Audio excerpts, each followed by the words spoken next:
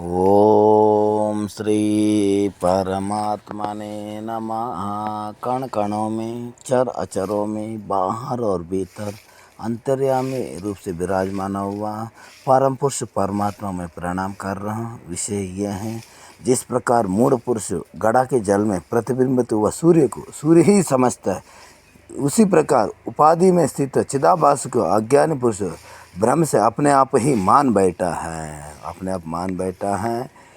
हाँ, ये तीनों को छोड़कर इनके प्रकाशिक सूर्य इनसे प्रत्येक दिखालाए देते हैं। इस प्रकार विद्वानों को स्वयं प्रकाश आत्मा प्रत्येक प्रतीत होता है।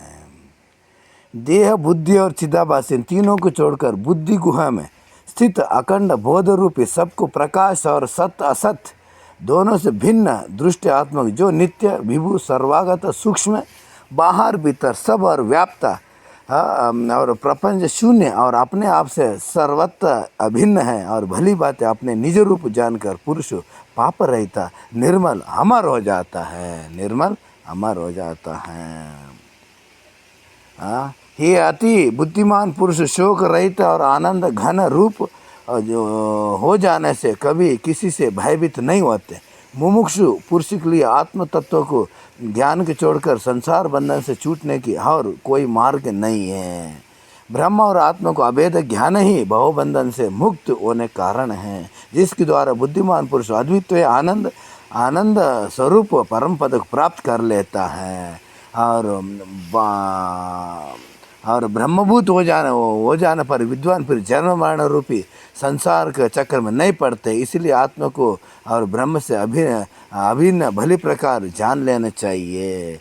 और ब्रह्म सत्य और ज्ञान स्वरूप है, ये अनंत शुद्ध पर और स्वतः सिद्ध है, नित्य आनंद स्वरूप है, एक रस प्रत्येक अंतरात्म एक रस और प्रत्येक और अभिन्न है और उसकी सदा जय हो, ऐसे करने चाहिए।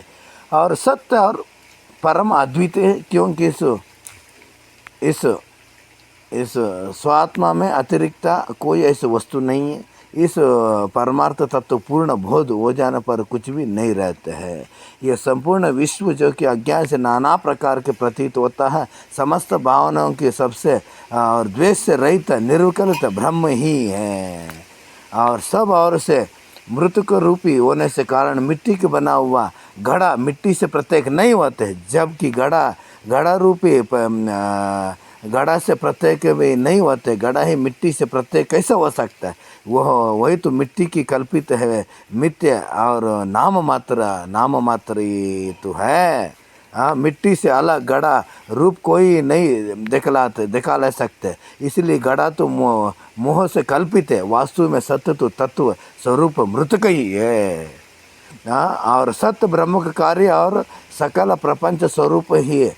और क्योंकि संपूर्ण वस्तु है, उससे भिन्न भी नहीं है। जो कहता है कि प्रत्येक उससे प्रत्येक भी कुछ है, समझना चाहिए कि उसकी मोह दूर नहीं हुआ।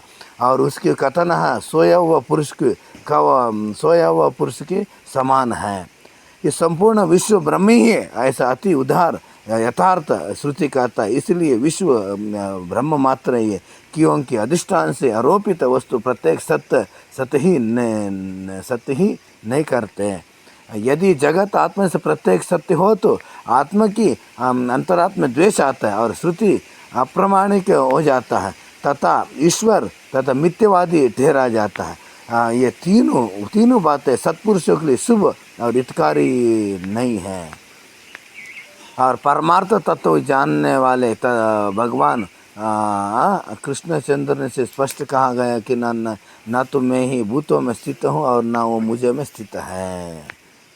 ओम श्री परमात्मने नमः।